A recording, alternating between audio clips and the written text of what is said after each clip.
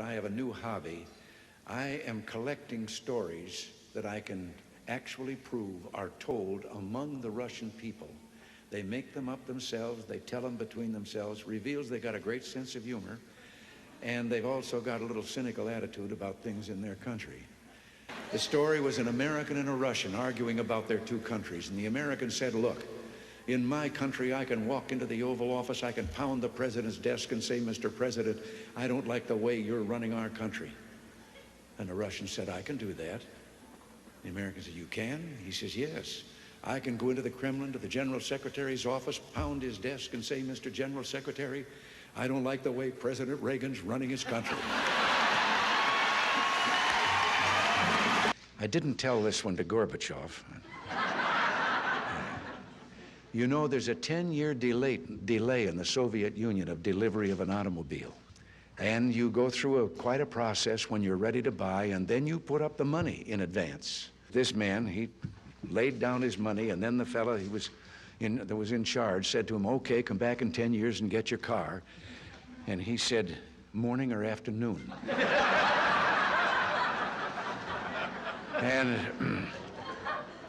And the fellow behind the counter said, well, 10 years from now, what difference does it make? And he said, well, the plumber's coming in the morning. Less than one family out of 7 in the Soviet Union owns an automobile. Most of the automobiles are driven by the bureaucrats. So an order went out one day to the police that anyone caught speeding, anyone, no matter who, gets a ticket. Well, Gorbachev came out of his country home, his dacha. He was late getting to the Kremlin. There was his limousine and driver waiting. He told the driver to get in the back seat, he'd drive, and down the road he went. They passed 2 motorcycle cops. One took out after him.